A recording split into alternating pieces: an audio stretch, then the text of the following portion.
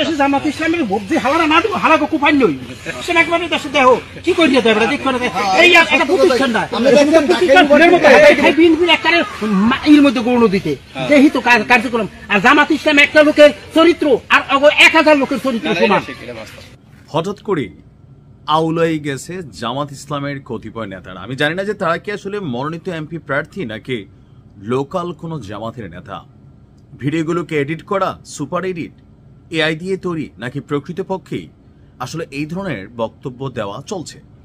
যদি এগুলো সত্য হয়ে থাকে তাহলে আপনার বোঝা উচিত জামাত ইসলাম এই মুহূর্তে সোজা একটা রং ওয়ে বেছে নিয়েছে, অথবা জামাতের কেন্দ্রীয় নেতারা তাদের যে তৃণমূল আছেন তাদেরকে কন্ট্রোল করতে পারছেন না।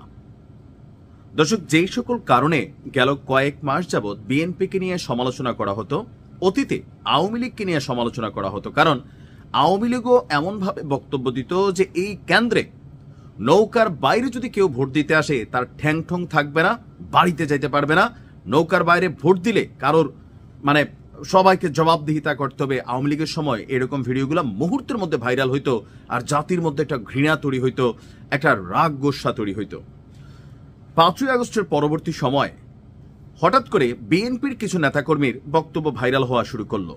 দীর্ঘদিন যাবৎ ধৈর্য ধৈর্যা মাঠটা গোছাইয়া জনগণের কাছে একটা পজিটিভ ফেস আনা জামাতের নেতাকর্মীরা যখন তাদের মধ্যে ফিল আসছে যে না, তাদের অবস্থানটা একটু শক্ত হয়ে গেছে, হ্যাঁ, তো তারা মনে হয় এবার ক্ষমতায় যাবে, এই ফিলটা আসার পরে আমার কাছে মনে হয়েছে জামাত একটু আউলাই গেছে। দেখেন, এই সমস্যাটা হয় কি, যে হালে মারি খেয়া রয়েছে একটা কথা আছে কুমিল্লার ভাষায়, যে আপনি আসলে অরিজিনালি পোংটা মানুষ অথবা অরিজিনালি খুব তেরা মানুষ, কিন্তু সিচুয়েশনটা এমন, এটা লাইক আওয়ামী লীগের আপনি এখন দেখলে দেখবেন যে আওয়ামী লীগের যে সকল নেতাদের দিকে আপনি চোখ তুলে কথা বলতে আপনার ভয় লাগতো, বাড়ির সামনে দিয়ে একটা আওয়াজ করতে ভয় লাগতো, অথবা ওইখানে আসে শুনলে আরেক রাস্তা দিয়ে আপনি বাড়িতে যাইতেন, সেই আওয়ামী লীগের নেতাদের আজকে কি পরিণতি হয়েছে?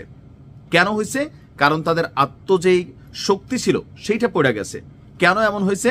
যে আওয়ামী লীগ তখন মনে করতো যে তাদের 2041-এর আগে কেউ ফালাইতে পারবে না, অর্থাৎ ক্ষমতা।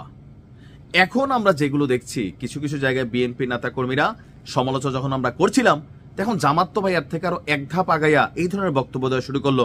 কারণটা হচ্ছে গেল ডাকসু, জাকসু, রাকসু, চকসু, জকসু, ফকসু যত নির্বাচন আছে এগুলোতে ছাত্র শিবির সমর্থিত যে প্যানেলগুলো, এগুলোর একটা বিজয় হয়েছে। এটা বিএনপিকে মনস্তাত্ত্বিকভাবে একটা আঘাত করেছে। জামাতের আমির ডাক্তার শফিক সাহেব, তিনি তার সুন্দর কথা, সুন্দর সার্ভিসে, যে আমি জামাতের নিয়ে ভিডিও বানাই না, দেখেন ভালো ভালো কাজগুলোকে আমরা প্রমোশন করি। কেন করি?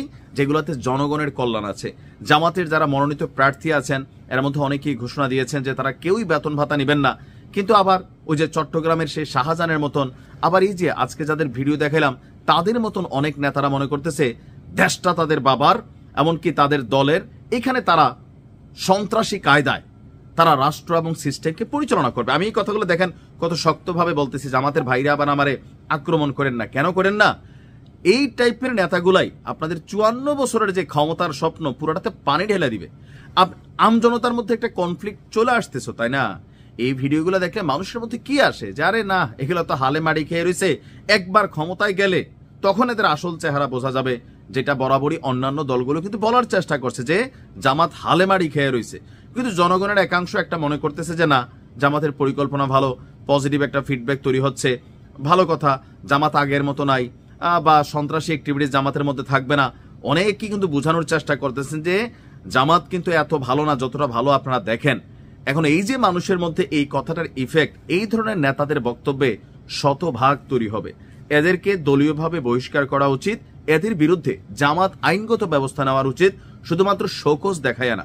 তাহলে ওই যে আওয়ামী লীগ ধাঁচ হয়ে গেলেন, বিএনপি ধাঁচ হয়ে গেলেন, মানুষ মনে করবে আরে সব তো একই রকম, আসলে এই পিঠ আর ওই পিঠ। নিশ্চয়ই যারা জামাতের ঊর্ধ্বতন কর্মকর্তা আছেন তারা দেখবেন। ভালো থাকুন।